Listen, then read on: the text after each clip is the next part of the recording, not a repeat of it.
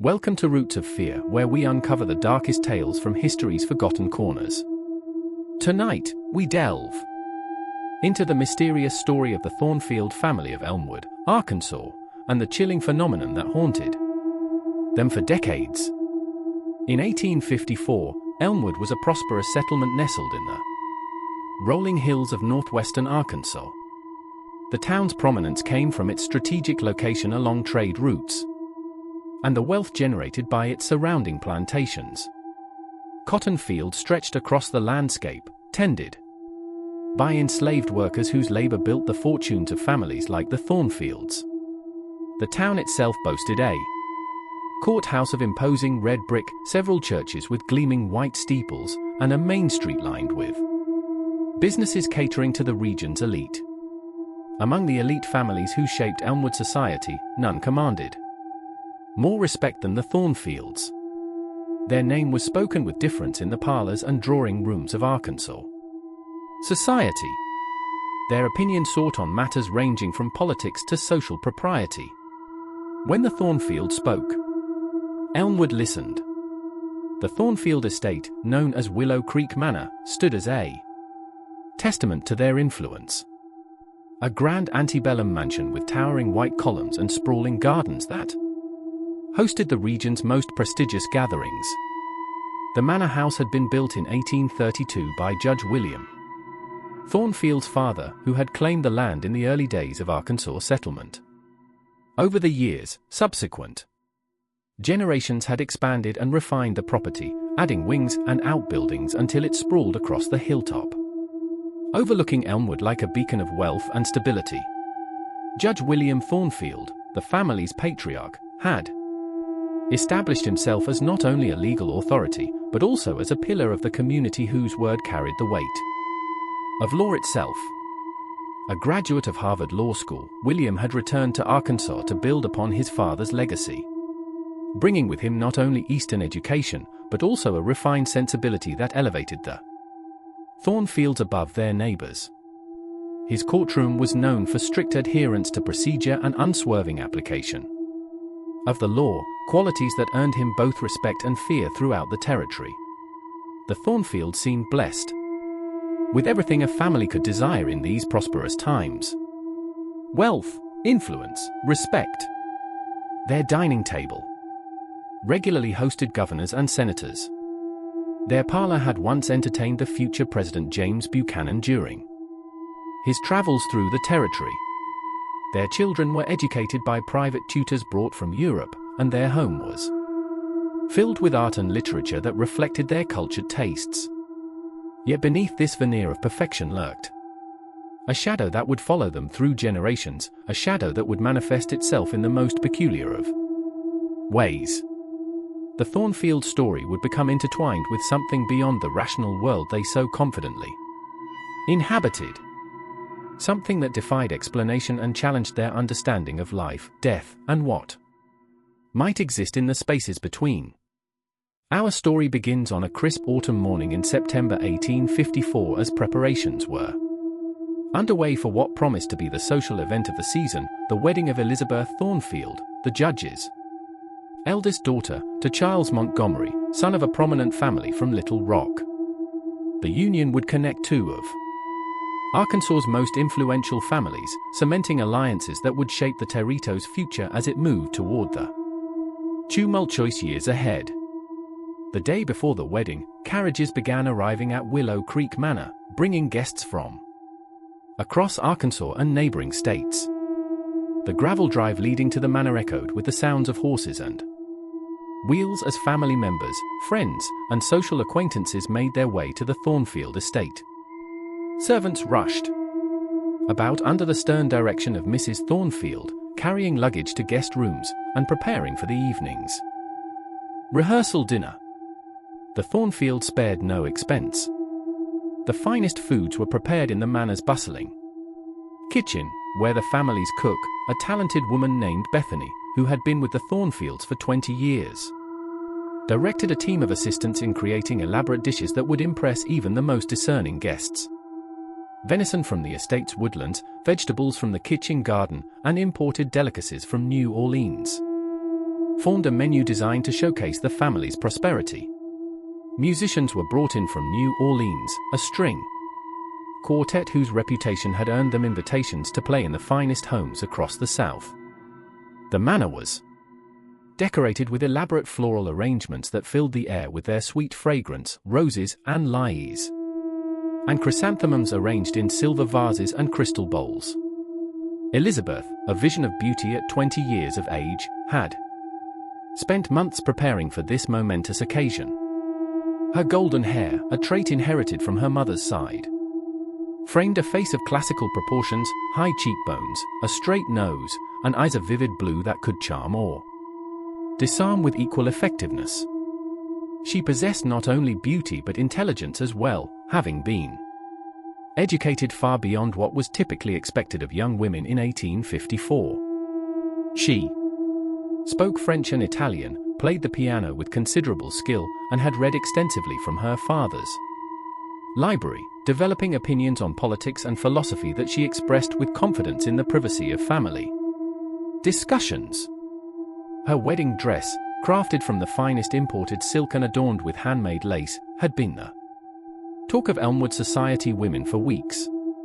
The seamstress, brought from New Orleans specifically for this commission, had worked for months to create a gown worthy of a Thornfield bride. The bodice was fitted to Elizabeth's slender form, the skirt expanding into a bell shape supported by multiple petticoats that rustled with her every movement. The sleeves were long and fitted, ending in points over her wrists, and the neckline modestly framed her throat while showing just enough décolletage to be fashionable without scandalizing the more conservative guests. Charles Montgomery, her husband-to-be, was considered the most eligible bachelor in the region. Handsome, educated at Harvard, and heir to his family's banking fortune. Tall and broad-shouldered with dark hair and thoughtful brown eyes, Charles had a quiet dignity that complemented Elizabeth's more vivacious nature. Their courtship had begun at a Christmas ball in Little Rock the previous year, where Charles had been immediately captivated by Elizabeth's beauty and wit. A series of carefully chaperoned meetings, correspondence approved by Judge Thornfield, and formal visits to both families had culminated in a proposal during a garden party at Willow Creek Manor in the spring of 1854. As the sun set on that September evening, the Thornfields hosted a lavish rehearsal dinner in the manor's grand dining room. Crystal chandeliers illuminated the space, their light reflecting off silver candelabras and fine china. The long mahogany table extended to its full length to accommodate the wedding party, and family members gleamed in the candle light. Linen napkins embroidered with the Thornfield monogram marked each setting, and the family's best silver flat ear pieces that had traveled from England with their ancestors completed the elegant tableau. Judge William Thornfield, a man of imposing stature with silver-streaked dark hair and piercing blue eyes, raised his glass to toast the young couple. He stood at the head of the table, his presence commanding immediate attention from the assembled guests. At 55, he retained the physical vigor of a younger man, his back straight, his gaze direct and penetrating. When he spoke, his voice carried the authority honed by years in the courtroom, a deep baritone that required no artificial amplification to reach every corner of the room. 2. Elizabeth and Charles, may your union bring you the happiness and prosperity that has blessed our family for generations. May your children carry on the Thornfield name with honor, and may you never know darkness in your days. Together. The guests applauded, unaware of the irony that would soon unfold, for this wedding would mark the beginning of a mystery that would haunt the Thornfield family for decades to come. Among the guests at the rehearsal dinner was a man few recognized, tall and slender, with hollow cheeks and eyes that seemed to look through rather than at those he conversed with. His attire, while formal and appropriate for the occasion, had a slightly dated quality, as if preserved from an earlier era rather than crafted by a contemporary. Tour. His black tailcoat fit his gaunt frame perfectly. His cravat was tied with meticulous precision, and his manner was that of a gentleman accustomed to moving in refined circles. Yet there was something about him that caused discomfort in those who engaged him in conversation, a chill that seemed to emanate from his very presence. He introduced himself as James Barrett, a distant cousin of the bride's mother, having traveled from Boston specifically for the occasion. His accent confirmed his New England origins, the clipped consonants and broad vowels marking him as distinct from the southern guests who dominated the gathering. Despite his claim of family connection, none of the Thornfields seemed particularly familiar with him. Yet, southern hospitality dictated that he be welcomed regardless. "I don't recall Mother mentioning a cousin Barrett from Boston," Elizabeth whispered to her younger sister, Catherine, as they observed the stranger conversing with Judge Thornfield across the room. Catherine, 18 and possessed of a more practical nature than her romantic elder sister, shrugged in response. "Perhaps he's one of those relations so distant they're barely worth mentioning," she suggested. "You know how these family connections can be. Someone's father's cousin's son becomes cousin for convenience sake." Barrett kept to himself throughout the evening, occasionally engaging in brief conversations, but mostly observing the festivities with an inscrutable expression. When he did speak, his voice was surprisingly melodious, a pleasant tenor that somehow failed to warm the air around him. He appeared particularly interested in the family photographs displayed on the walls of the dining room, studying them with an intensity that bordered on inappropriate. Several guests later remarked that there was something unsettling about the man's demeanor, a coldness that seemed at odds with the warm celebration surrounding him. Mrs. Eleanor Montgomery, Charles's mother, confided to her husband that she felt a distinct chill whenever Barrett passed near her, as if a door had been opened to a winter night. "Such an odd gentleman," she murmured behind her fan. "I wonder that Margaret Thornfield would acknowledge such a peculiar relation, even a distant one." As the rehearsal dinner concluded and guests retired to their rooms in the manor or departed for accommodations in town, James Barrett bid goodnight to Judge Thornfield and disappeared into the darkness beyond the manor's illuminated windows. The judge watched him go with a slight frown, trying to recall if his wife had ever mentioned Barrett in her discussions of her extended family.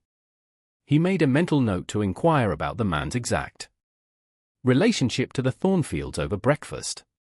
The wedding day dawned bright and clear, as if nature itself approved of the union about to take place. Sunlight streamed through the tall windows of Willow Creek Manor, illuminating rooms already bustling with activity. Servants moved efficiently through the house, polishing silver, arranging flowers, and preparing the outdoor space where the ceremony would take place.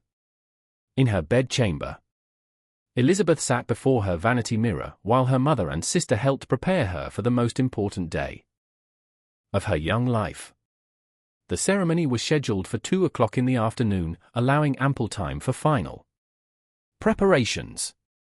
Elizabeth's mother, Margaret Thornfield, a woman known for her attention to detail and impeccable taste, oversaw every aspect of the arrangements with precision that bordered on obsession.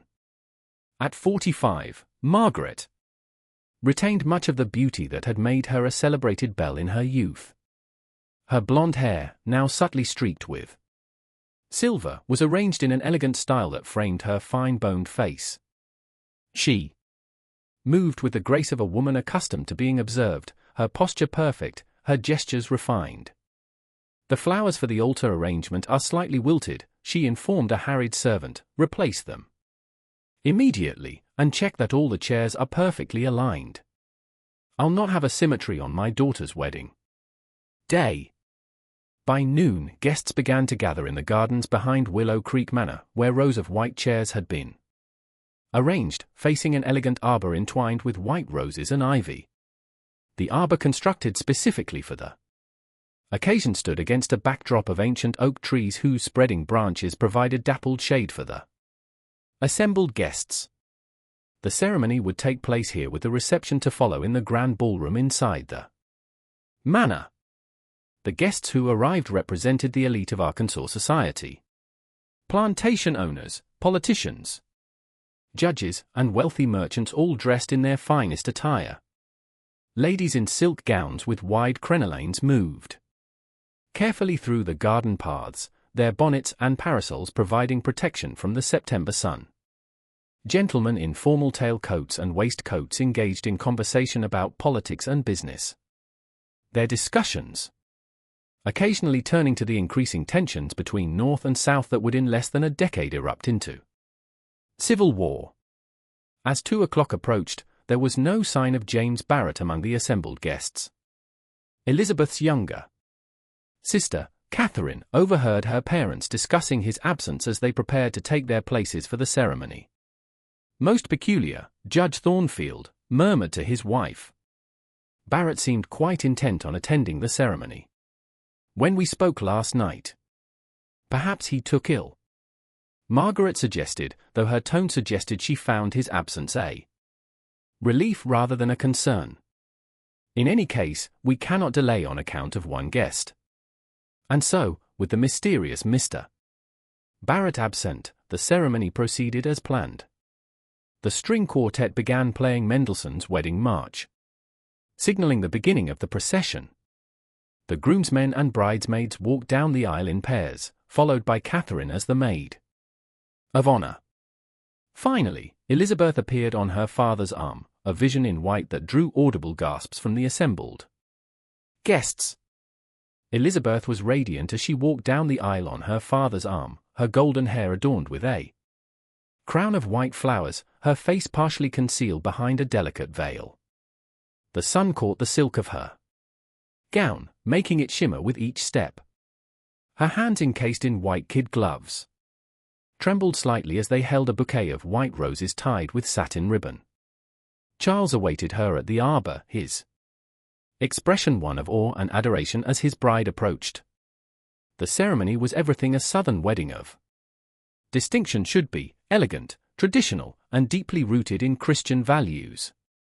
The minister, Reverend Thomas Hathaway, who had baptized both Thornfield daughters and was a close friend of the family, spoke at length about the sanctity of marriage and the duties of husband and wife. His resonant voice carried across the garden as he expounded on passages from Ephesians and Corinthians, emphasizing the sacred bond being formed before God and the assembled witnesses. Vows were exchanged, rings were placed on trembling fingers, and finally Charles was permitted to lift Elizabeth's veil and seal their union with a kiss. The assembled guests applauded as Reverend Hathaway presented Mr. and Mrs. Charles Montgomery to society for the first time. As the newlyweds led the procession back up the aisle, something caught Catherine's attention. A figure standing at the edge of the garden, partially obscured by the shadow of a large oak tree. She glimpsed only his profile, but she was certain it was James Barrett watching the ceremony from a distance. His tall, slender form was unmistakable, as was the solemn expression on what little she could see of his face. When she turned to point him out to her mother, however, the figure was gone, leaving Catherine to wonder if her imagination had conjured him from the morning's conversation. Following the ceremony, guests moved into the ballroom for the reception.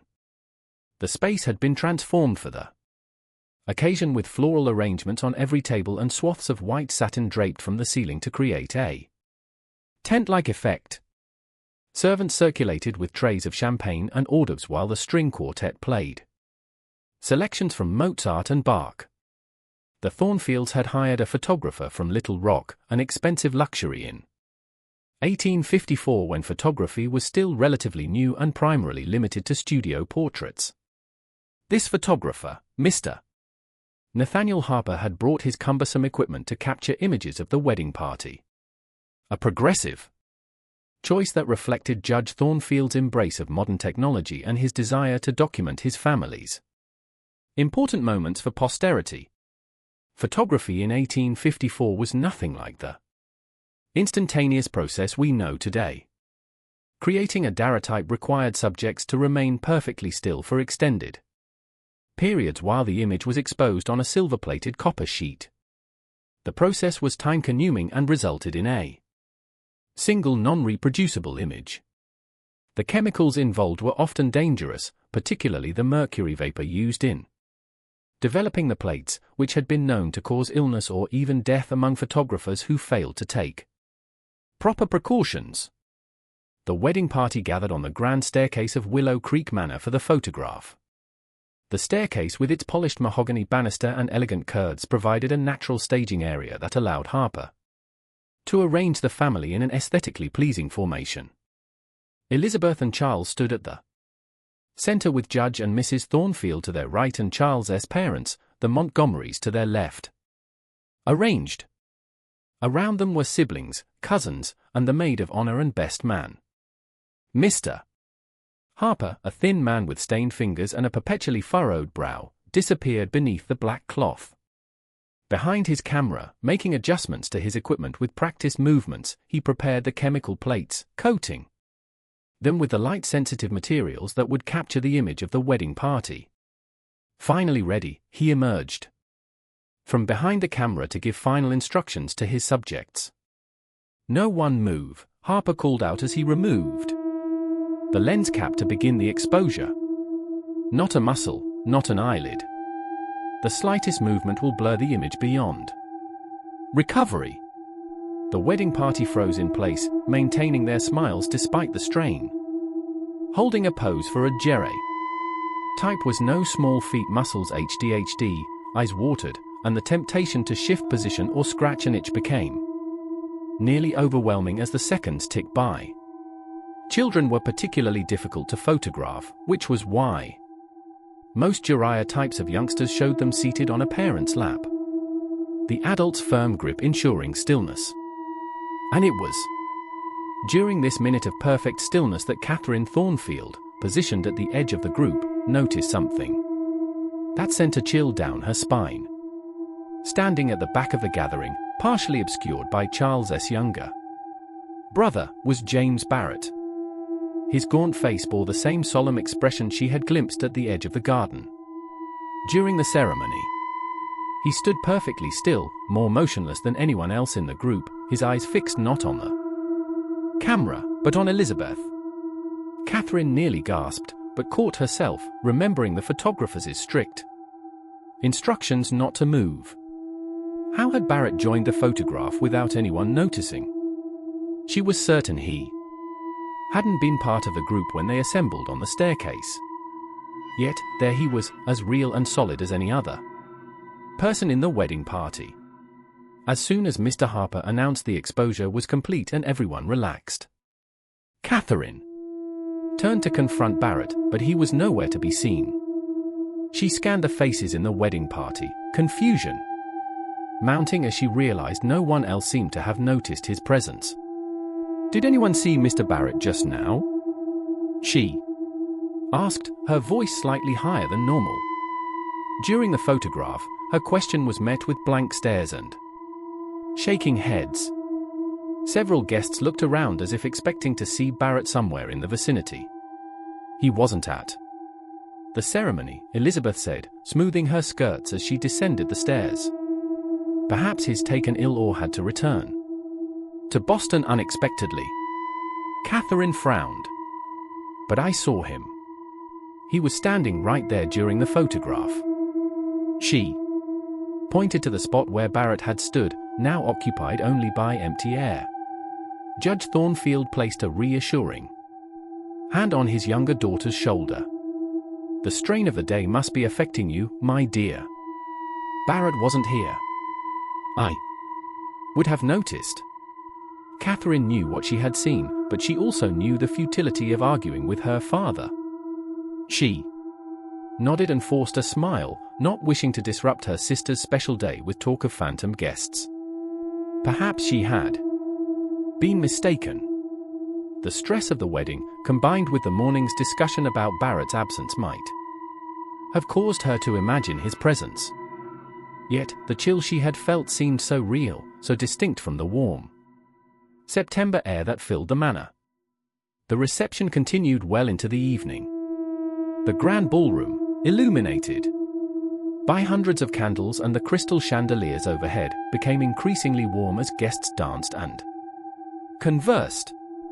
The newlyweds shared their first dance to music provided by the string quartet from New Orleans. Their movements graceful and practiced, the result of years of dancing lessons and social events where proper form was essential. Champagne flowed freely. Toasts were offered to the couple's health and happiness. And the elaborate wedding cake, a towering creation of white icing and sugar flowers, was cut and distributed among the guests. The cake itself was a marvel of culinary artistry, having required 3 days of preparation by the manor's cook and her assistants. Each tier represented months of a marriage. The bottom tier dense and rich for the foundation of their life together. The middle tiers lighter and sweeter for the joys to come, and the top tier traditionally saved for the christening of the first child, wrapped carefully to preserve it for that future celebration. Throughout the celebrations, Catherine found herself scanning the crowd for any sign of James Barrett, but the mysterious man remained absent. Eventually, she convinced herself that she must have been mistaken. Perhaps it had been another guest who bore a resemblance to Barrett. Or perhaps the play of light and shadow on the staircase had created an illusion that her mind had interpreted as the missing guest. As midnight approached, Elizabeth and Charles departed amid a shower of rice and well-wishes, climbing into a carriage that would take them to a steamboat waiting on the Arkansas River. The carriage, polished to a high gleam and decorated with white ribbons and flowers, was drawn by 4 matching white horses, a display of luxury that befitted the union of 2 prominent families. The steamboat would carry them to New Orleans for their honeymoon, a journey of luxury and romance befitting their status. Catherine watched the carriage disappear down the long drive of Willow Creek Manor.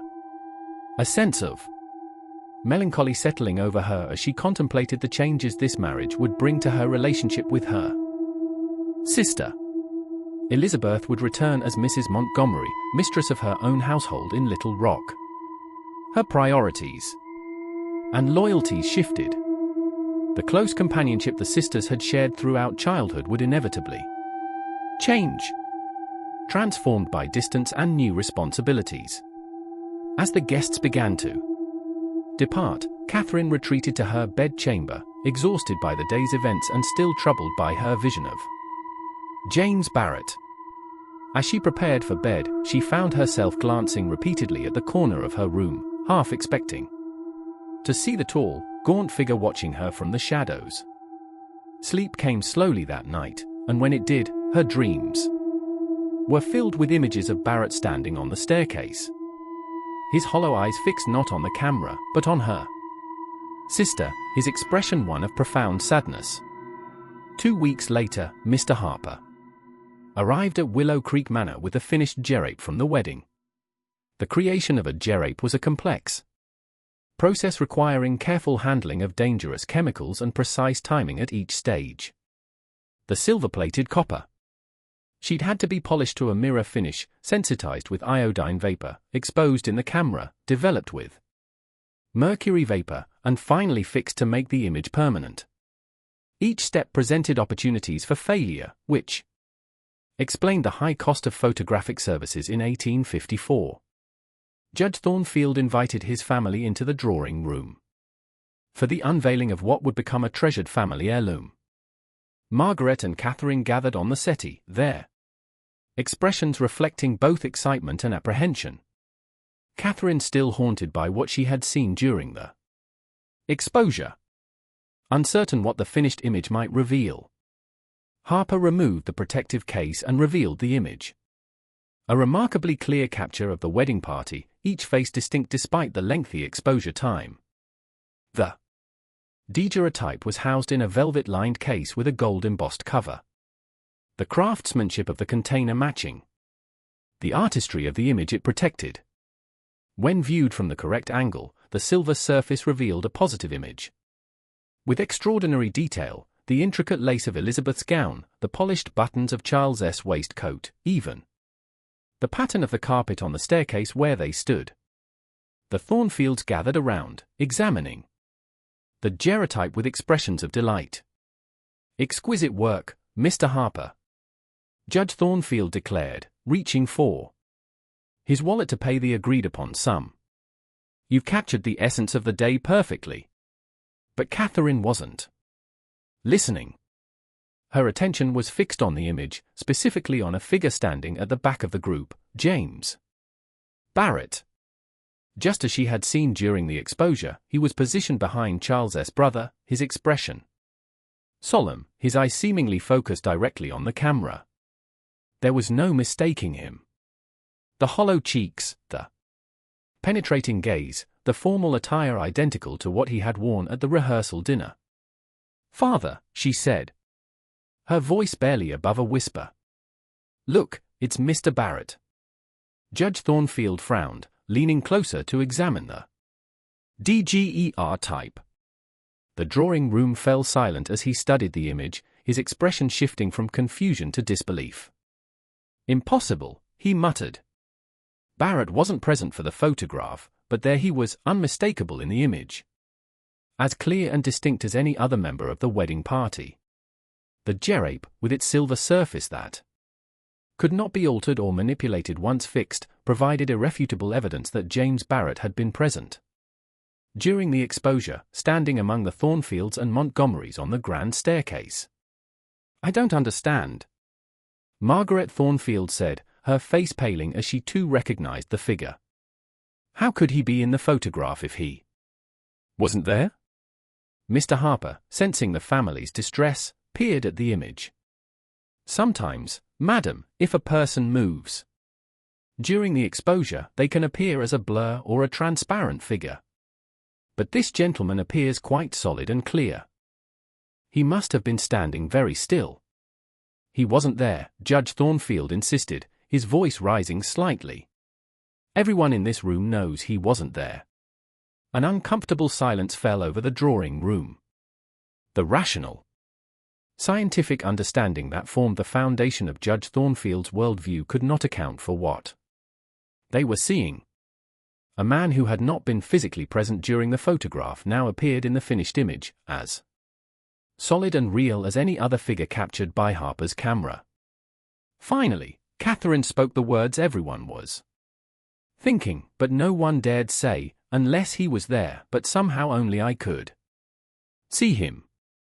The implication hung in the air that something beyond the natural world had manifested itself on the staircase of Willow Creek Manor, visible to Catherine's eyes and Harper's camera, but invisible to everyone else present. It was a suggestion that challenged the very fabric of reality as the Thornfields understood it. A concept more at home in folklore than in the drawing room of an educated modern family in 1854. The Thornfields were not a family inclined toward superstition. Judge William Thornfield prided himself on his rational mind and scientific understanding. He had read widely in the emerging fields of geology and biology, kept abreast of developments in physics and chemistry, and dismissed the folk beliefs that persisted among the less educated population of Arkansas as remnants of a more ignorant age. He believed in a world governed by natural laws, a universe that, while created by God, operated according to principles that could be discovered and understood through observation and reason. He dismissed Catherine's suggestion outright, insisting there must be a logical explanation for Barrett's appearance in the photograph. "Perhaps he slipped into the group at the last moment without our noticing," the judge reasoned, pacing before the fireplace as he attempted to reconcile the evidence before him with his understanding of reality. "Or maybe Harper has made some mistake with his chemicals, creating an aberration that merely resembles our absent guest." But Mr. Harper, offended by the suggestion of incompetence, defended his work vigorously.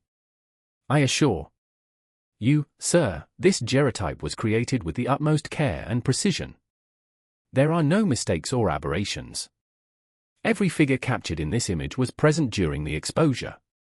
He gestured toward the gerotype with a mixture of professional pride and growing unease. "The camera does not lie, Judge Thornfield. It cannot invent figures that were not there."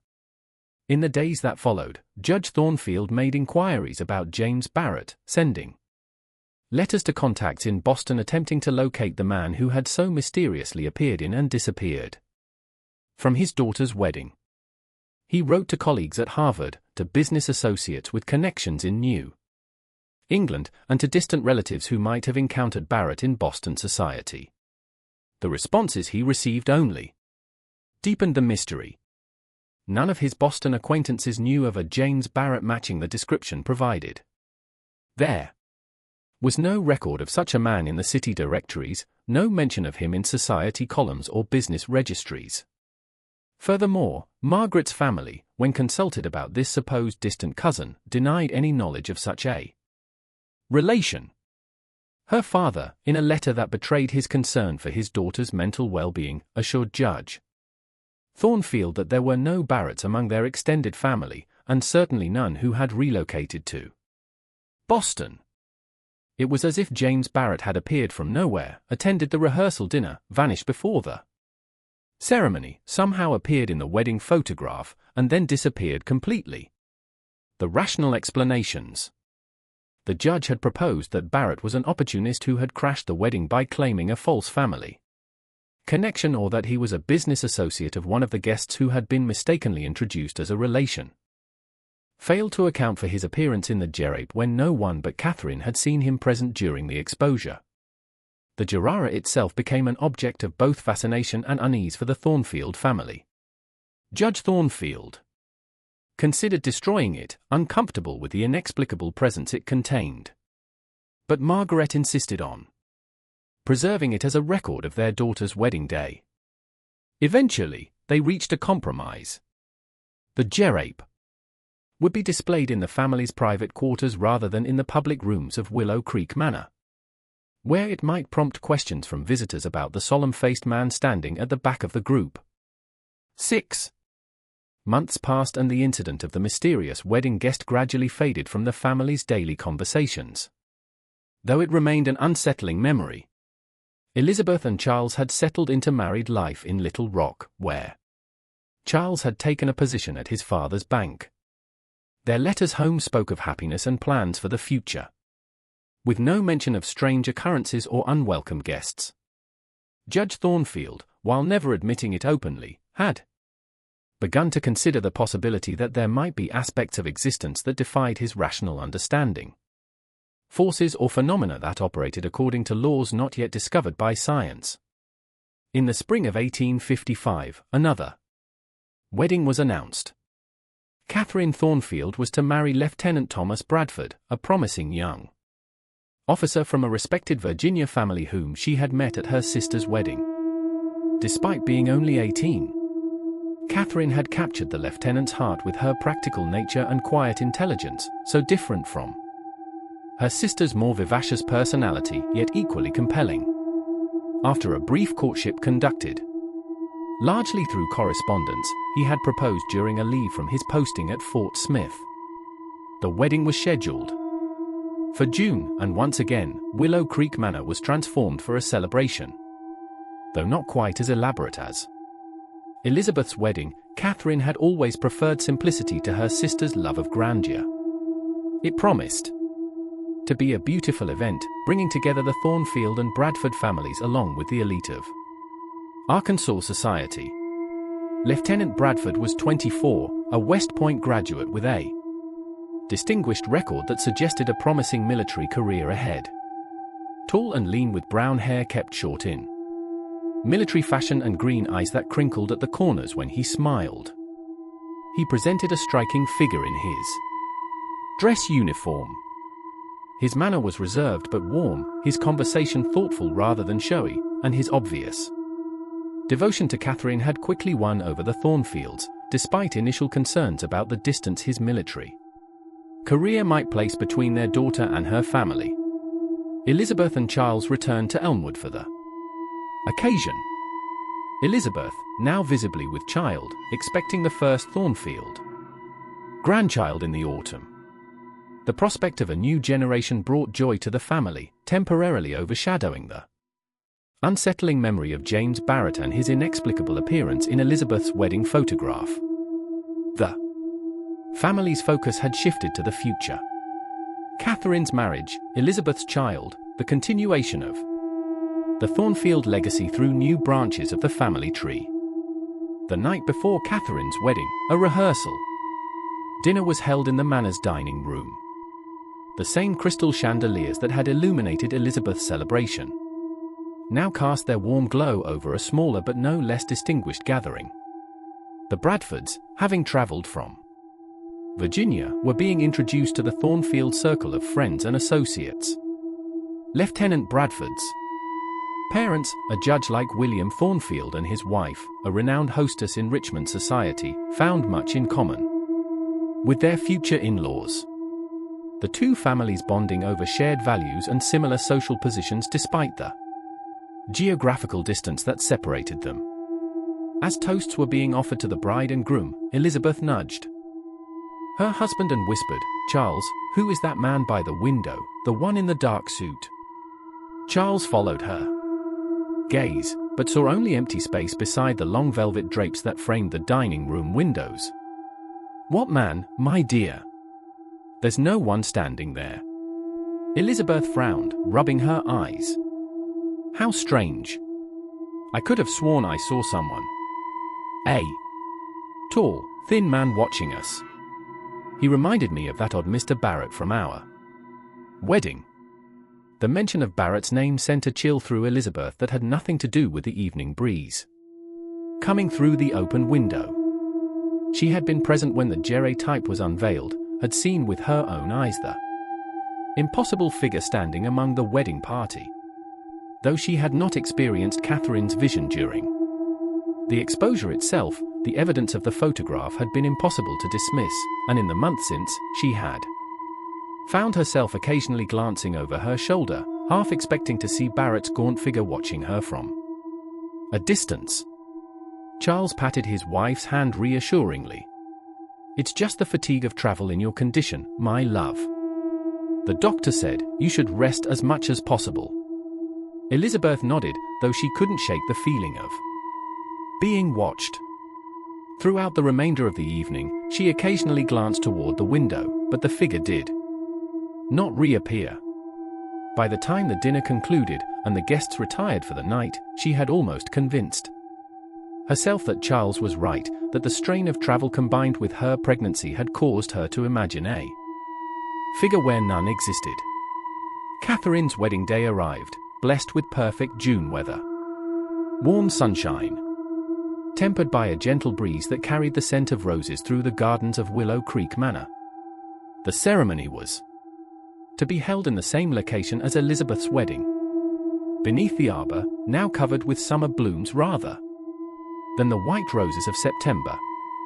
Catherine, practical even in her wedding plans, had chosen to follow the path her sister had established, seeing no reason to create new arrangements when the previous ones had been so successful. Her wedding dress, though similar in style to Elizabeth's, reflected Catherine's simpler tastes. The silk was unadorned, except for a delicate border of lace at the cuffs and hem, and her veil was shorter and less elaborate than her sister's had been. Her bouquet consisted of wild flowers gathered from the meadows surrounding Willow Creek Manor, tied with a simple ribbon rather than the elaborate arrangement Elizabeth had carried. Yet in her understated elegance, Catherine was every bit as beautiful as her sister had been, her quiet confidence lending her a grace that drew admiring glances from the assembled guests. Elizabeth, too far along in her pregnancy to serve as matron of honor, sat in the front row beside Charles. Her condition had limited her involvement in the wedding preparations, though she had offered advice and support to her younger sister throughout the planning process. Now, as the music began and the wedding party processed down the aisle, Elizabeth felt a chill despite the warm day. Turning slightly, she glanced over her shoulder, and there he was, James Barrett, standing at the back of the assembled guests, his expression solemn, his eyes fixed on the bride. Elizabeth clutched Charles's arm. "He's here," she whispered urgently. "Who, my dear?" "Barrett, the man from our wedding. He's standing right there at the back." Charles turned to look but shook his head. Elizabeth, there's no one there. Just the rose trellis and the oak tree beyond. Elizabeth looked again, but Barrett was gone. The space where he had stood was empty, occupied only by dappled sunlight filtering through the leaves of the ancient oak. She spent the remainder of the ceremony in a state of anxious vigilance, constantly scanning the gathering for any sign of the mysterious man who had appeared in her wedding photograph and now apparently at her sister's wedding as well. Following the ceremony, the wedding party assembled on the grand staircase once again for photographs.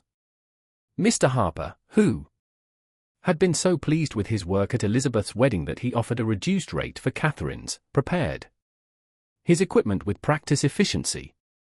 The chemical plates were prepared, the camera positioned at the optimal angle to capture the gathering, and the wedding party arranged in an aesthetically pleasing formation. Catherine and Lieutenant Bradford at the center with their respective families arranged around them. As the exposure began and everyone held perfectly still, Elizabeth, positioned beside her mother, felt that same inexplicable chill she had experienced during the ceremony. From the corner of her eye, the only movement she dared make during the exposure, she glimpsed a dark figure standing at the edge of the group. James Barrett had somehow joined the photograph once again, his tall, gaunt form unmistakable, even in her peripheral vision. When Harper announced the exposure complete, and everyone relaxed their positions, Elizabeth immediately turned to confront the intruder. But as before, there was no sign of him. The space where she had seen him standing was empty, occupied only by the patterned wallpaper of the entrance hall, visible through the open door beyond the staircase. She grabbed her father's arm. "Father, he was here again." "Barrett, he was in the photograph." Judge Thornfield's expression darkened. After 6 months of fruitless inquiries and sleepless nights spent trying to reconcile the evidence of the Gerard-type with his rational understanding of the world, the last thing he wanted was a revival of the Barrett mystery on what should be a joyous occasion for his younger daughter. "Elizabeth, please, not today. Your sister deserves her happiness without this nonsense." "It's not nonsense," Elizabeth insisted, her voice low but intense. "I saw him just as Catherine saw him at my wedding. He's appearing in our family photographs." The judge led his eldest daughter away from the group, guiding her into the relative privacy of the drawing room. He closed the door behind them before turning to face Elizabeth, his expression a mixture of concern and frustration. "Listen to me, Elizabeth. There is no James Barrett. There never was. The man at your rehearsal dinner was likely some opportunist who heard of the wedding and presented himself as a relation to gain entry to our home. As for the photograph, we'll see when Harper delivers it, but I will not have you upsetting your sister or your mother with talk of ghosts or apparitions." Elizabeth recognized the futility of arguing with her father. She nodded reluctantly and rejoined the celebration, though she remained uneasy throughout the day. The rest of the wedding reception passed without incident. The meal was served, toasts were offered, and Catherine and Lieutenant Bradford departed in the early evening for a honeymoon in Virginia, where they would visit his family before returning to his posting at Fort Smith. 2 weeks later, Mr. Harper delivered the finished daguerreotype of Catherine's wedding party. Once again, the Thornfields gathered in the drawing room just as they had 6 months earlier, though this time there was an undercurrent of tension as the image was unveiled. Judge Thornfield had prepared himself for the possibility that Barrett might appear in this photograph as well, though he had not shared this concern with his wife or daughters. Judge Thornfield was the first to examine the photograph, his expression revealing nothing as his eyes scanned the captured scene. Without a word, he passed the gerard to his wife, who gasped softly before handing it to Elizabeth. And there he was, James Barrett, standing at the edge of the group in exactly the position where Elizabeth had glimpsed him during the exposure. His appearance was identical to how he had looked in the photograph from Elizabeth's wedding. The same solemn expression, the same dark suit, the same penetrating gaze. Directed at the camera. "This is impossible," Judge Thornfield muttered, his scientific rationality challenged by the evidence before him. 6 months of investigation had yielded no explanation for Barrett's appearance in the first photograph, and now here he was again, defying natural laws and rational understanding. Catherine examining the image over Elizabeth's shoulder pad visibly. "It's him, the man I saw at your wedding, Elizabeth, but how can he be in both our photographs when no one saw him?" Mr. Harper, who had remained silent during the family's examination, finally spoke. "If I may, Judge Thornfield, I've heard tales of similar phenomena. Some believe the camera can capture what the human eye cannot. Spirits or entities that exist beyond our normal perception."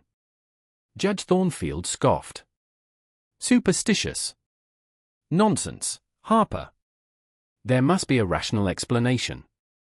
"Perhaps," Harper conceded, removing his spectacles and polishing them with a handkerchief. A gesture that gave him time to consider his words carefully.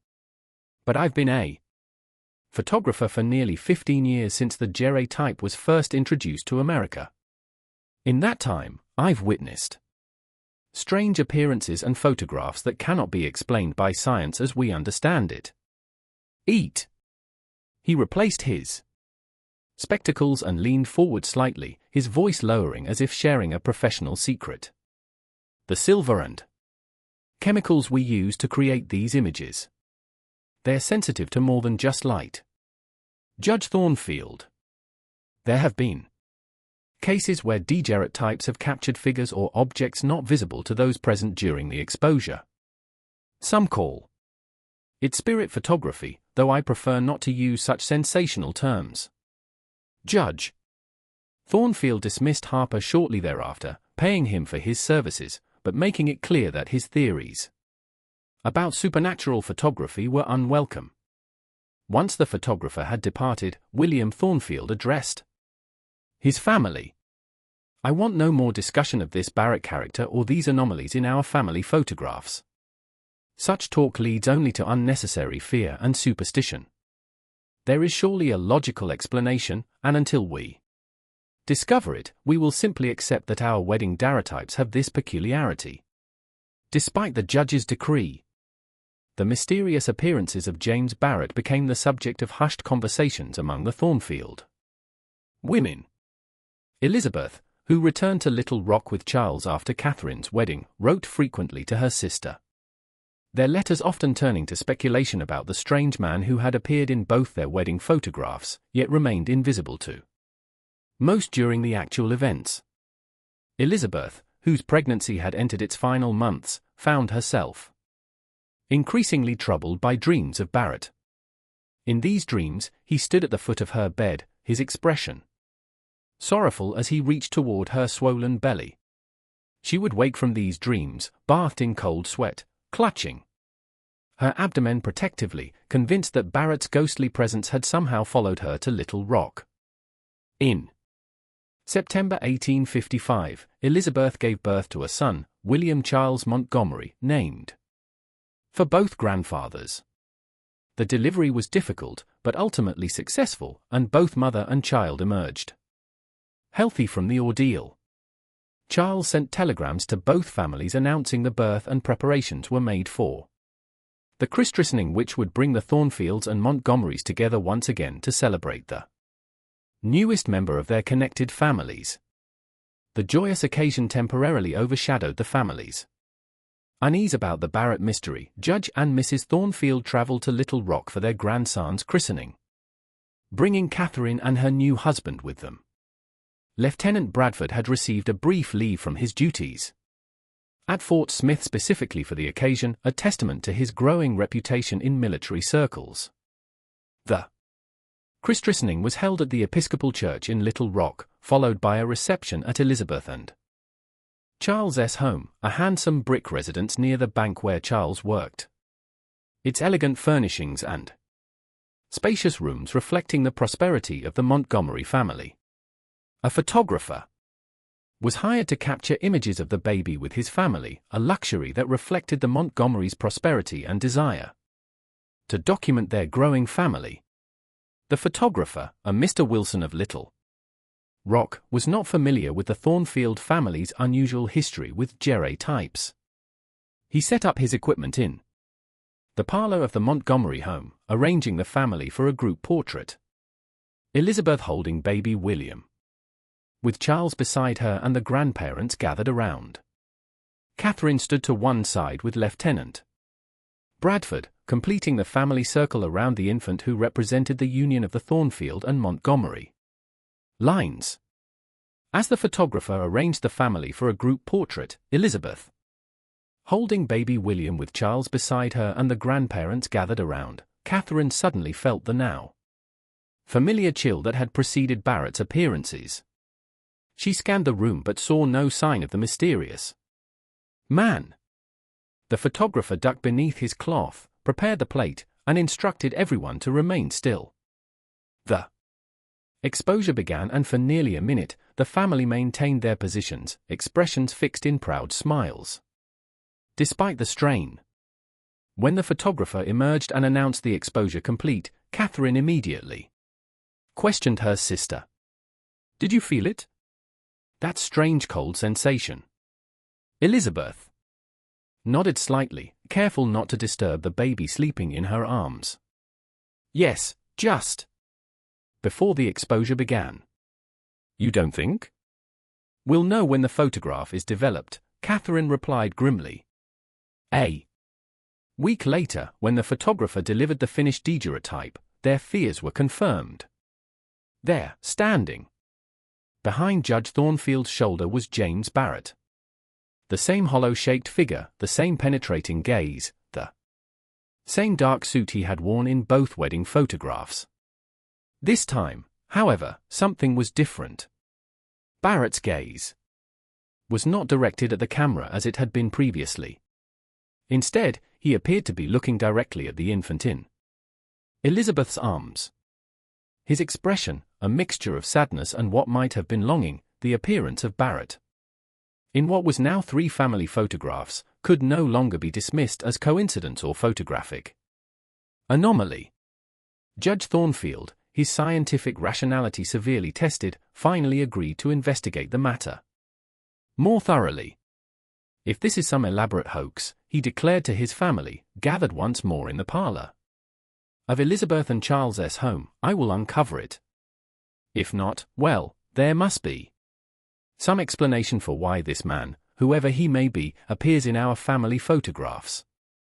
The judge's investigation began with a more extensive inquiry into the name James Barrett, no longer limiting his search to his own acquaintances in Boston. He engaged the services of a private investigator recommended by a fellow judge in Boston.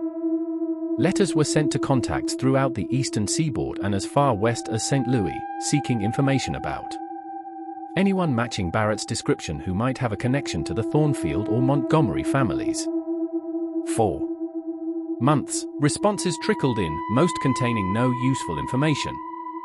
The private investigator reported that no James Barrett matching the description had been recorded in Boston city directories for the past decade.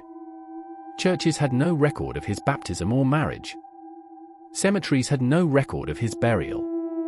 It was as if the man had never existed or had somehow been erased from official records.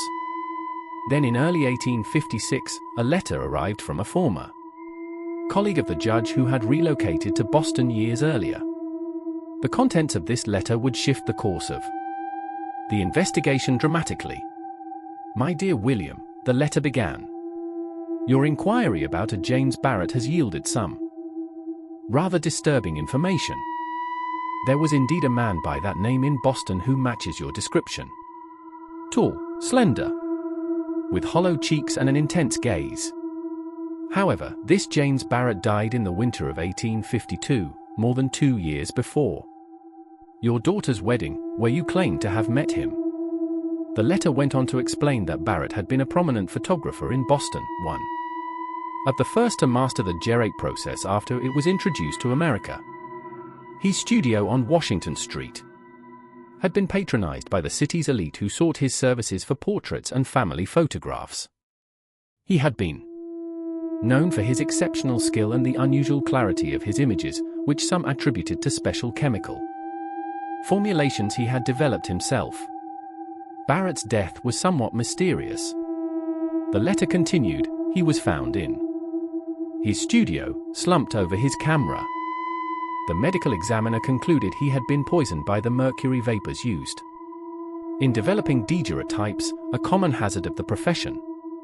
However, rumors circulated that Barrett had been experimenting with unusual techniques in his final days, attempts to capture images of the recently deceased, believing his camera could somehow bridge the gap between the living and the dead.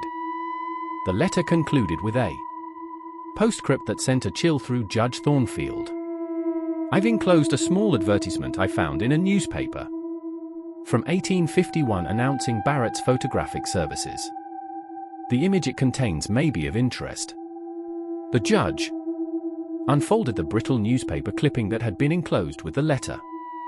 It was a simple advertisement for Barrett's Barrett studio, promising portraits of unparalleled clarity and lifelike quality. In the corner of the advertisement was a small image, a self-portrait of the photographer himself.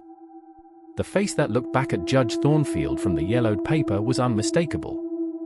The hollow cheeks, the intense eyes, the solemn expression. It was the same man who had appeared in 3 Thornfield family photographs. The same man who had introduced himself as James Barrett at Elizabeth's rehearsal dinner. Judge Thornfield read this letter alone in his study. The implications of its contents too disturbing to immediately share with his family. If the James Barrett who had attended Elizabeth's rehearsal dinner and appeared in 3 family photographs was the same James Barrett who had died in Boston in 1852, then they were dealing with something beyond the judge's scientific understanding, something that challenged his fundamental beliefs about the nature of reality and existence. For several days, William Thornfield wrestled with this information, attempting to reconcile it with his rational worldview. Perhaps the Boston James Barrett was not the same man. Perhaps his correspondent was mistaken about the date of Barrett's death. Perhaps the entire situation was an elaborate hoax perpetrated by someone with unknown motives. Though who would have the resources or reason to create such a complex deception remained unclear, but deep down the judge knew none of these explanations was satisfactory. He had seen Barrett with his own eyes at the rehearsal dinner, had conversed with him, shaken his hand. The man had been physically present, not some apparition or trick of the light. Yet he had also appeared in photographs when no one or only certain family members could see him present during the exposure.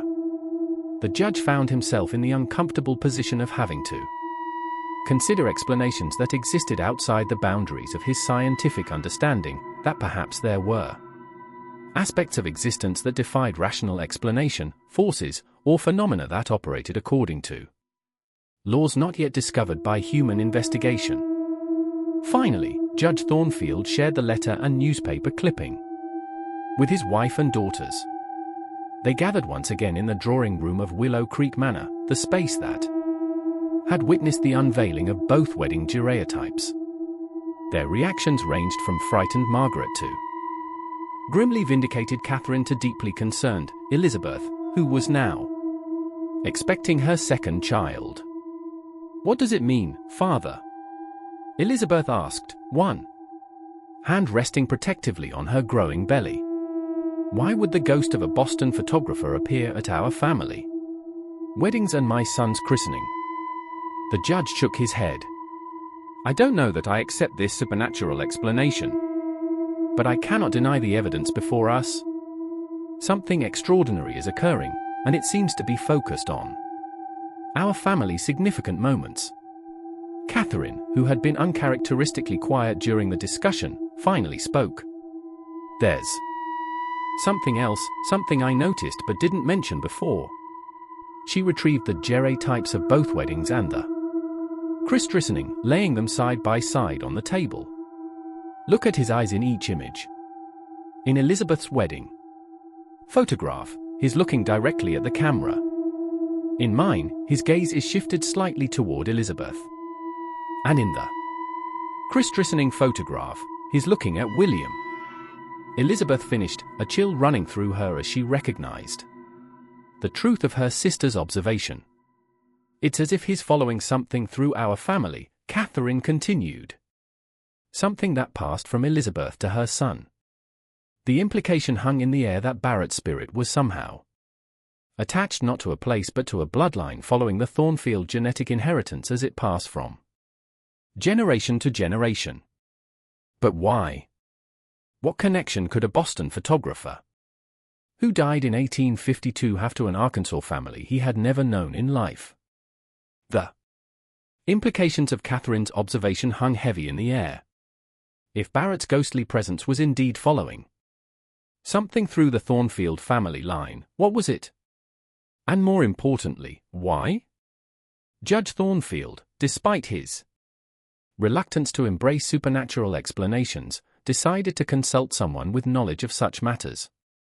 Though the judge was a devoted Christian who attended Episcopal services every Sunday, he recognized that some phenomena existed in the shadowy areas beyond mainstream religious understanding. Folk beliefs and practices that, while dismissed by educated society, persisted among those who claimed to have witnessed or experienced events that defied rational explanation. Through discreet inquiries, he learned of a woman named Madame Lavo, who lived in a small cabin outside Elmwood, rumored to be the daughter of a Louisiana voodoo priestess who had moved to Arkansas after her marriage to a local farmer. She had a reputation for communicating with spirits and understanding the mysteries that existed between the world of the living and the dead.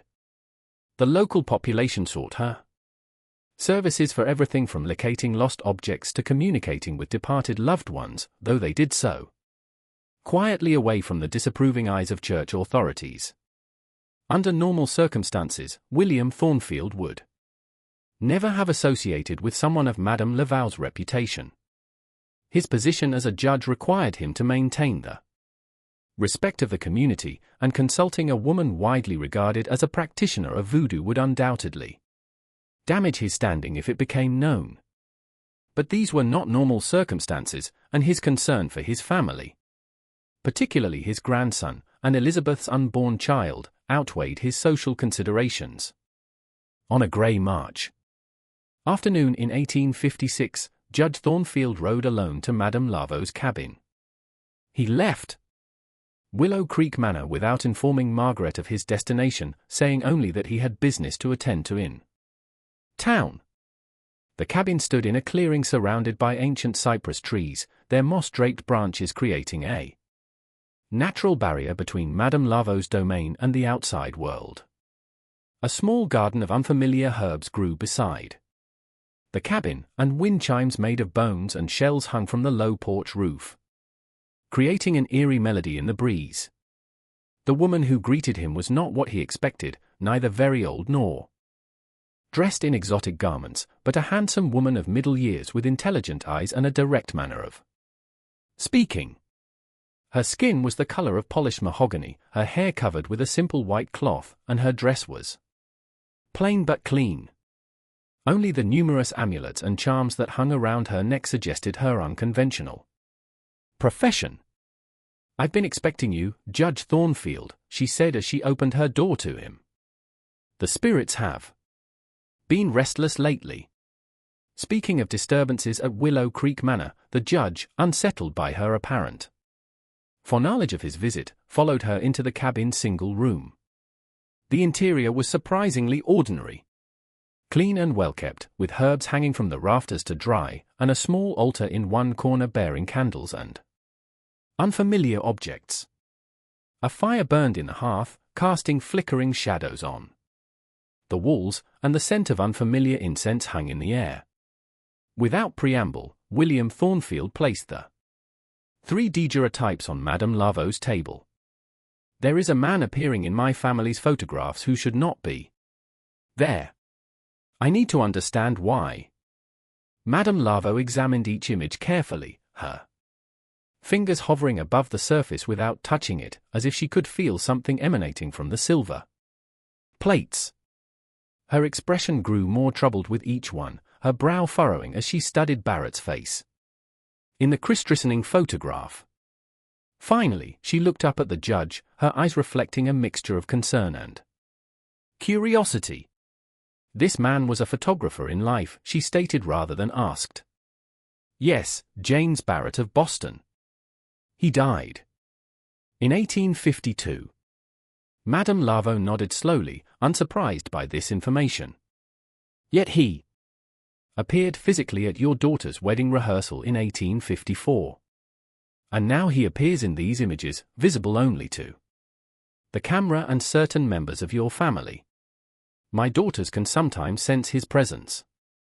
They feel a chill when he's near. The sensitivity runs in your bloodline. Then particularly through the women, Madame Lavo observed. This spirit, this James Barrett, is bound to your family somehow. Not to the Thornfield name itself, but to something within your bloodline. But why? The judge demanded, his hands flat on the table as he leaned forward. We had no connection to Barrett in life. None of us had even heard of him before he appeared at Elizabeth's wedding. Madame Lavo closed her eyes, passing her hands slowly over the gerotypes. For several minutes, she remained silent, her breathing becoming deeper and more rhythmic. The room seemed to grow darker despite the afternoon sun outside, and the judge felt a chill similar to what his daughters had described, a cold that seemed to emanate not from the air, but from within his own body. When she finally opened her eyes, they seemed darker, as if reflecting shadows not present in the cabin. He searches for something taken from him, she said, her voice altered slightly. Something precious that was stolen, that passes through blood that cannot be reclaimed but must be watched. He follows it through generations, unable to rest. Until she stopped abruptly, blinking as if waking from a trance. When she spoke again, her voice had returned to normal. Judge Thornfield, does your family possess anything that might have belonged to James Barrett? An heirloom perhaps, or an object acquired around the time of his death in 1852. The judge frowned, considering. Not that I'm aware of. We've never had connections to Boston until my son-in-law attended Harvard several years ago. Think carefully, Madame Lavo urged. Sometimes objects pass through families without their origins being known. A piece of jewelry, a book, a photograph. Anything that might have once belonged to Barrett. William Thornfield shook his head. Nothing comes to mind, but I'll discuss it with Margaret and my daughters. Perhaps one of them will remember something. As the judge prepared to leave, Madame Lavo offered one final piece of advice. Barrett's spirit is not malevolent, Judge Thornfield. He does not wish harm to your family, but his presence suggests unfinished business. A wrong that needs righting or a truth that needs revealing. Until that occurs, I fear he will continue to appear at significant moments in your family's history, following whatever it is that binds him to your bloodline. She wrapped the gerotypes carefully in a piece of black cloth before returning them to the judge. Keep these safe. They are more than mere images now. They are connections between your world and his. And Judge Thornfield, she added as he reached the door. When you discover what binds Barrett to your family, you may find it challenges everything you believe about the nature of life and death. The judge returned to Willow Creek Manor, troubled by his conversation with Madame Lavo. While he was still reluctant to fully embrace supernatural explanations, he could no longer deny that something extraordinary was occurring, something that defied rational understanding. The evidence had accumulated beyond what could be dismissed as coincidence or misconception. Barrett's physical presence at the rehearsal dinner witnessed by multiple guests, his appearance in 3 separate daguerreotypes, the inexplicable cold that preceded his manifestations, and now the revelation that he had died years before his first encounter with the Thornfield family. That evening, he gathered his family in the drawing room: Margaret, Catherine, and her husband Thomas, who was home on leave from Fort Smith, and Elizabeth and Charles, who had traveled from Little Rock with their son, William, for a family visit. Judge Thornfield related his conversation with Madame Larveau, omitting only those details that might cause unnecessary alarm. "So, we need to determine if our family possesses something that once belonged to this photographer from Boston," he concluded. "Something acquired around or before 1852. The family sat in thoughtful silence, each mentally cataloguing possessions that might have a connection to Boston or to the mysterious James Barrett. Lieutenant Bradford, who had remained respectfully quiet during the judge's explanation, suggested that perhaps it was not an object, but a person, someone in the Thornfield lineage, who might have encountered Barrett during his lifetime. "Is it possible one of your ancestors sat for a portrait in Barrett's studio?" he asked. "Perhaps he formed some attachment to that person, and now his spirit follows their descendants." It was a reasonable suggestion. But Judge Thornfield shook his head. "The Thornfield family has been in Arkansas since the territory was established. None of our direct ancestors had connections to Boston." Margaret Thornfield, who had been listening with increasing distress, suddenly paused. "William," she said, her voice barely above a whisper. "The locket." All eyes turned to Margaret, who reached with trembling fingers for the gold locket she wore around her neck. A piece of jewelry so familiar to the family that it had become almost invisible, simply a part of Margaret that they took for granted. It was oval in shape, approximately the size of a small pocket watch, and hung from a delicate gold chain that complemented its antique craftsmanship. "This locket was given to me by my father in 1852, Margaret explained, unfastening it from around her neck.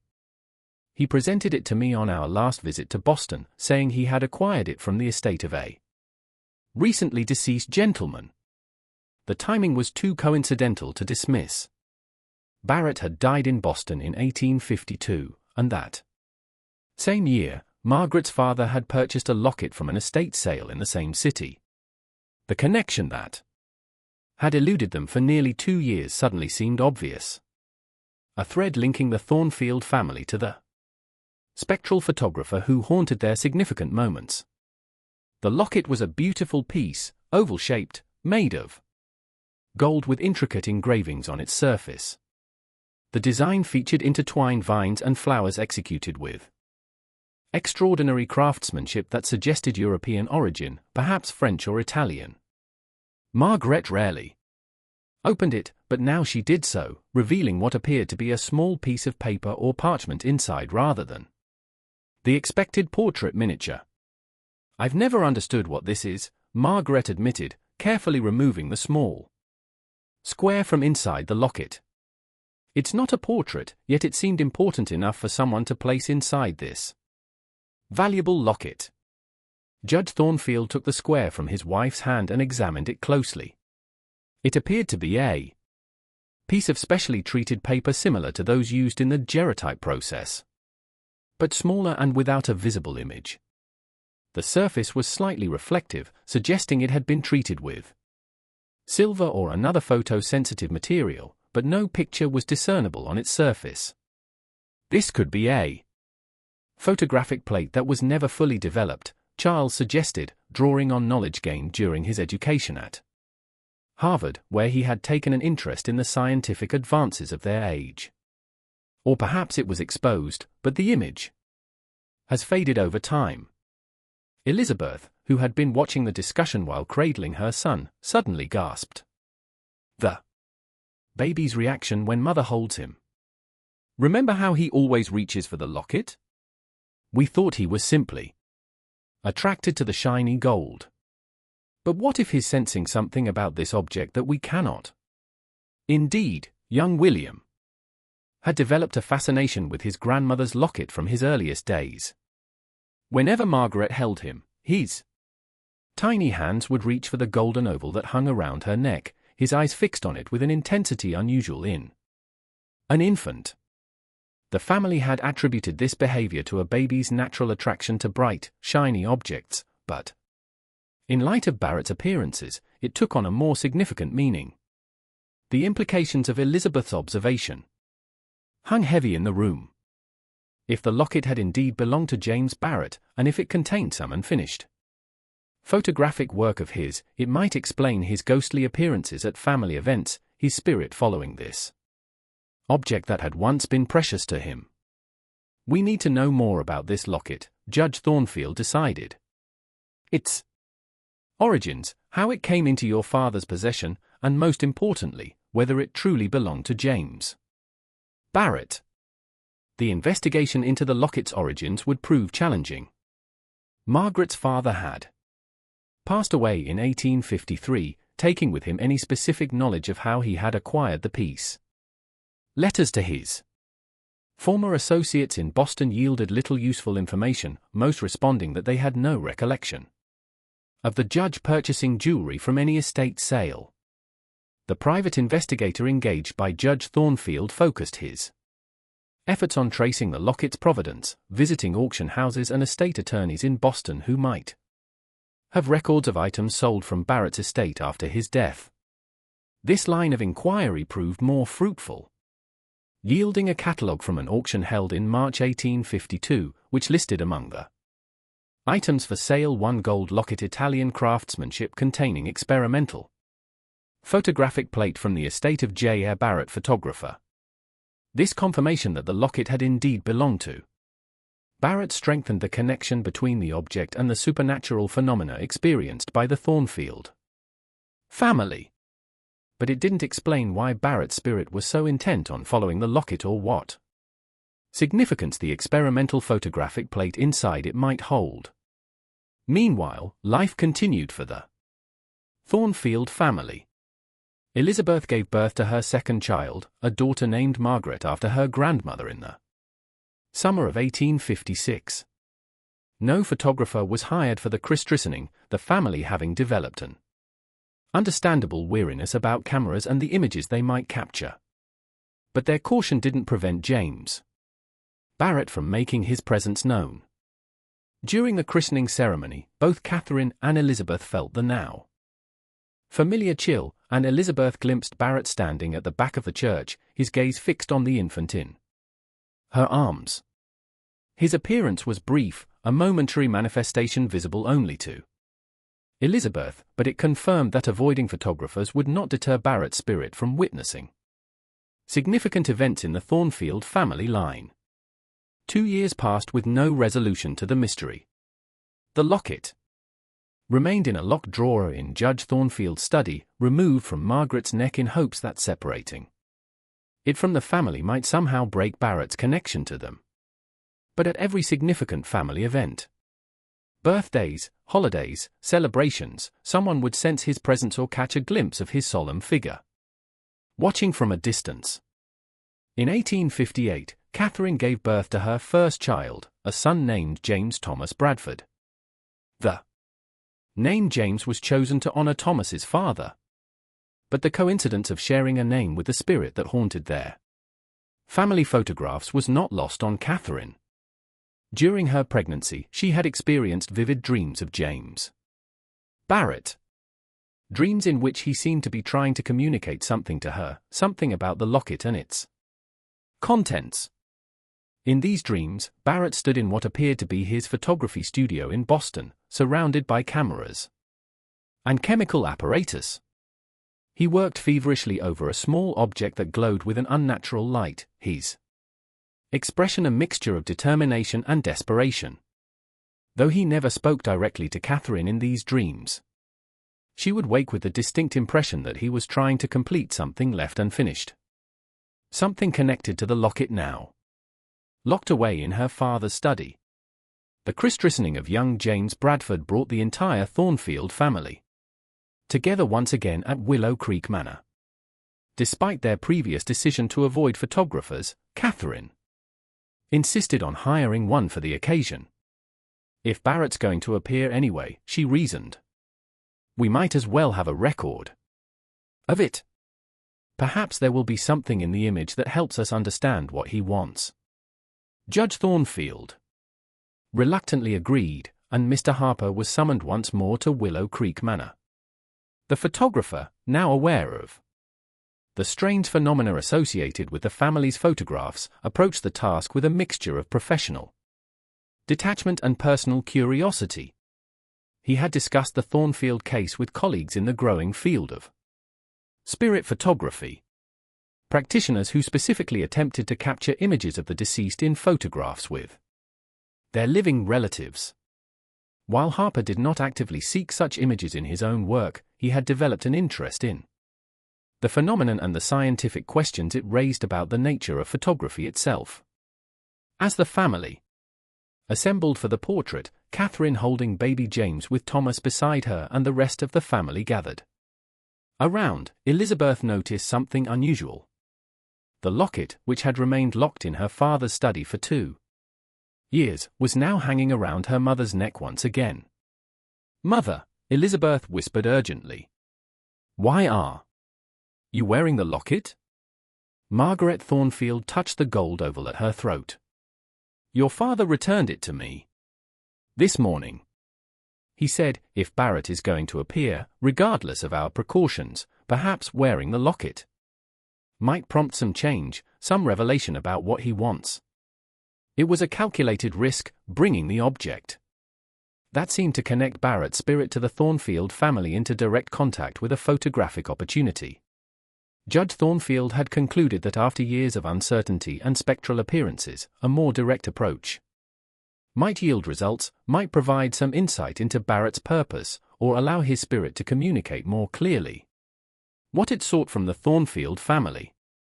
Before Elizabeth could respond, Mr. Harper called for everyone's attention. The exposure was about to begin, and they needed to remain perfectly still. As the camera's lens was uncapped, Catherine felt the familiar chill, more intense than ever before. From the corner of her eye, she could see James Barrett materializing not at the edge of the group as in previous photographs, but directly behind her mother, his spectral hand reaching toward the locket at Margaret's throat. When the exposure was complete, and everyone relaxed their positions, Catherine immediately turned to where she had seen Barrett standing. But as always, there was no sign of him. However, Margaret Thornfield suddenly clutched at her throat, her face pale.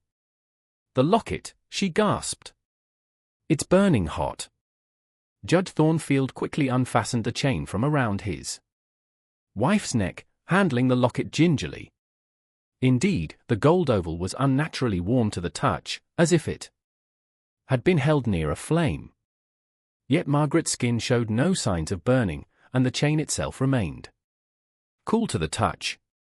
It was as if the heat emanated from within the locket itself, from the mysterious photographic plate it contained. "This is most extraordinary," Harper murmured, his professional curiosity overcoming his apprehension. "I've never witnessed such a physical manifestation associated with a photographic anomaly." The family retreated to the drawing room, the christening celebration temporarily forgotten as they gathered around the locket, which Judge Thornfield had placed on a small table. As they watched, the gold seemed to shimmer slightly, the engravings on its surface appearing to shift and change in the afternoon light streaming through the windows.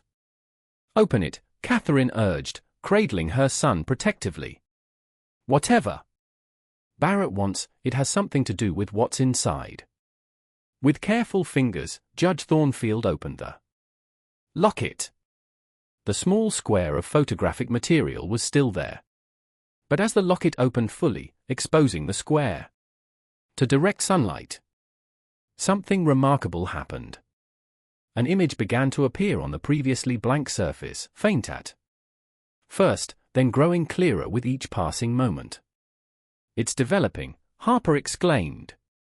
The photographic process is continuing, activated by the sunlight.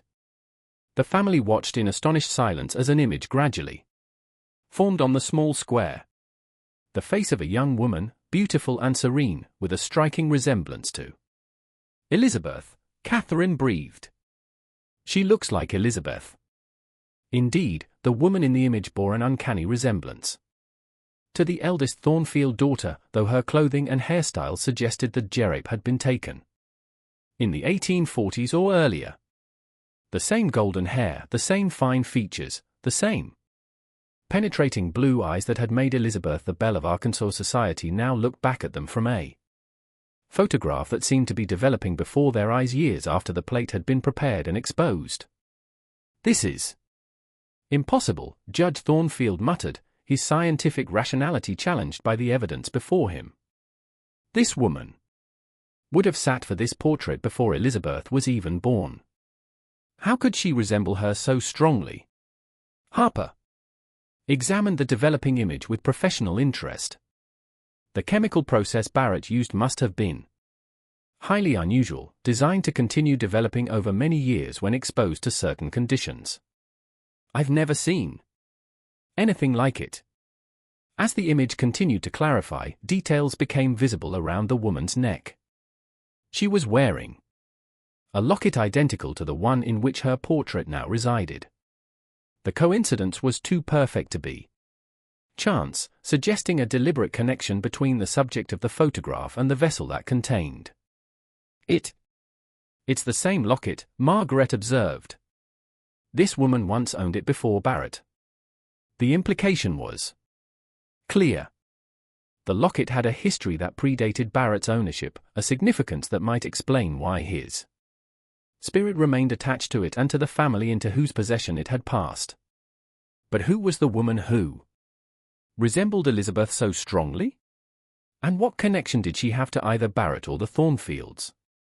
The mystery of James Barrett and his appearances in the Thornfield family photographs had taken a new turn. The identity of the woman in the locket now became the focus of their investigation. If she resembled Elizabeth so strongly, there must be some family connection. But none of the Thornfields recognized her as a relative. Judge Thornfield wrote once more to his contact in Boston, this time including a detailed description of the woman in the locket and inquiring whether there might have been any connection between James Barrett and the Thornfield family that had previously gone undiscovered. The response, when it arrived several weeks later, contained information that would finally begin to unravel the mystery that had haunted the family for 4 years. "The woman you describe," the letter read, "sounds remarkably like Eliza Barrett, James Barrett's wife. She died in childbirth in 1849 along with their infant daughter." Barrett was devastated by the loss and became somewhat obsessed with preserving her memory through his photography. He created numerous types of her from previous sittings and was reportedly working on some new photographic technique in the days before his death, something he claimed would transcend the limitations of conventional photography. The letter continued with a detail that sent a chill through the Thornfield family. Eliza Barrett's maiden name was Thornfield. Eliza Thornfield of Charleston, South Carolina. "I believe she may have been a distant relation of your family, William, though I cannot say exactly how you might be connected." The missing piece of the puzzle had been found. Barrett's connection to the Thornfield family was not through the judge or his immediate relatives, but through marriage to a Thornfield from a different branch of the family. This explained the resemblance between Eliza and Elizabeth. They shared Thornfield blood and by coincidence or genetic predisposition similar features, but it didn't explain why Barrett's spirit had attached itself to the Arkansas Thornfields, appearing in their family photographs and seeming to follow the female line through Elizabeth to her children. Judge William Thornfield immediately began researching his family's genealogy, focusing on the Charleston branch that had separated from his own line in the early 1800s. After extensive correspondence with relatives and historical societies, he pieced together the connection. Eliza Thornfield had been his first cousin. Once removed, the daughter of his father's cousin who had relocated to Charleston decades earlier. Eliza had moved to Boston in 1845 after her marriage to James Barrett, a promising young photographer whose studio was gaining recognition among the city's elite. Their marriage had been, by all accounts, a happy one, though tragically brief. When Eliza died in childbirth in 1849, Barrett had been inconsolable. According to accounts from friends and associates, he had thrown himself into his work with an almost manic intensity, developing new techniques and experimenting with chemical processes that pushed the boundaries of conventional photography. This discovery explained the resemblance between Eliza and Elizabeth. They shared Thornfield blood and by coincidence or genetic predisposition similar features. But it didn't explain why Barrett's spirit had attached itself to the Arkansas Thornfields, appearing in their family photographs and seeming to follow the female line through Elizabeth to her children. The final piece of the puzzle fell into place when Judge Thornfield received a journal that had belonged to James Barrett, discovered among his effects in Boston and forwarded to Arkansas once the connection between the families was established.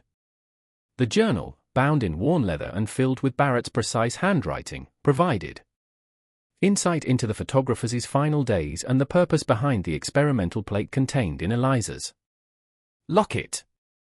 The journal's final entries, written in the days before Barrett's death in 1852, revealed his desperate attempt to create a photographic process that could, in his words, capture not just the image, but the essence of the subject. A process that might preserve something of the soul itself, allowing it to continue through generations, even after death has claimed the body. Barrett had become obsessed with the idea that photography might offer more than mere representation, that the chemical reactions involved in creating an image might somehow capture or preserve some essential quality of the subject. His journal detailed experiments with various chemical compounds, exposure techniques, and even what he referred to as spiritual augmentation, attempts to imbue the photographic process with ritualistic or mystical elements that might enhance its capacity to capture what he called the vital essence. Conventional science dismisses such notions as superstition. Barrett wrote, "But my observation suggests that under certain conditions, the photographic plate can register impressions beyond those made by light alone.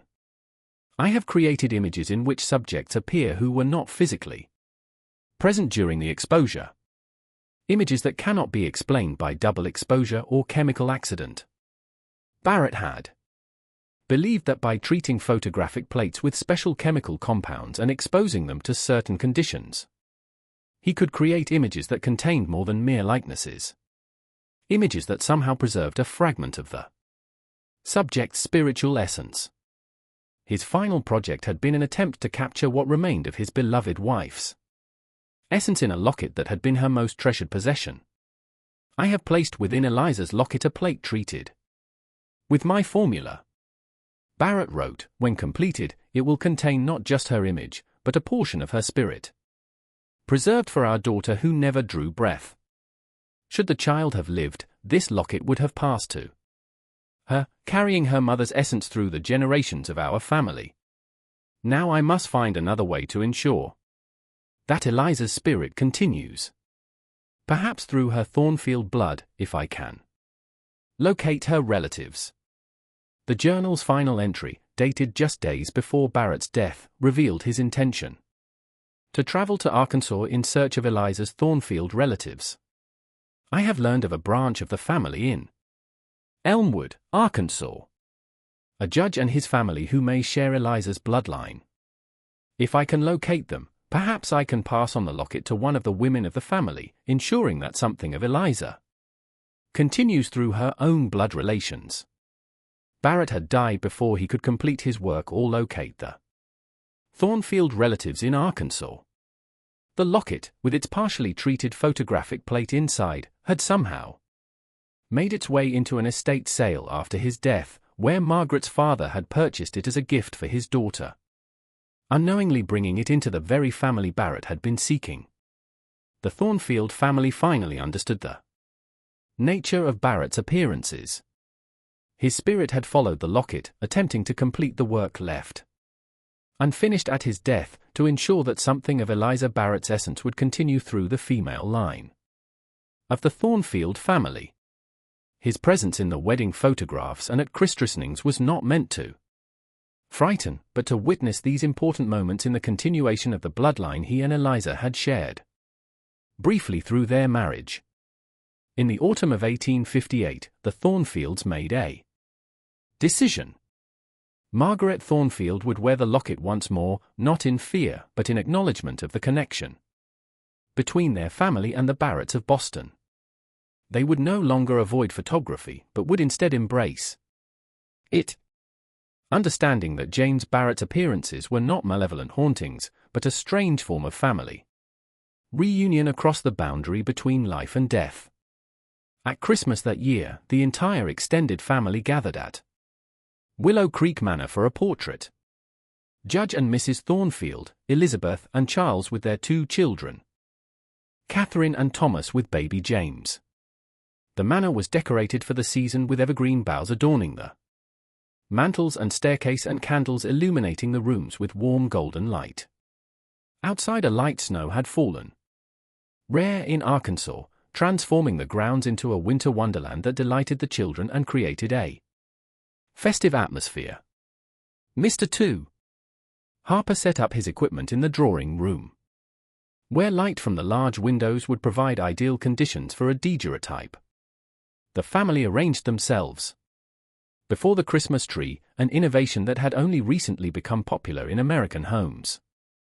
Inspired by traditions brought by German immigrants, Margaret wore Eliza's locket prominently at her throat, its gold surface catching the light from the candles on the tree. As the exposure began, they all felt the now familiar chill. But this time there was no fear, only acceptance. When Harper delivered the finished daguerreotype a week later, they were not surprised to see 2 additional figures in the image.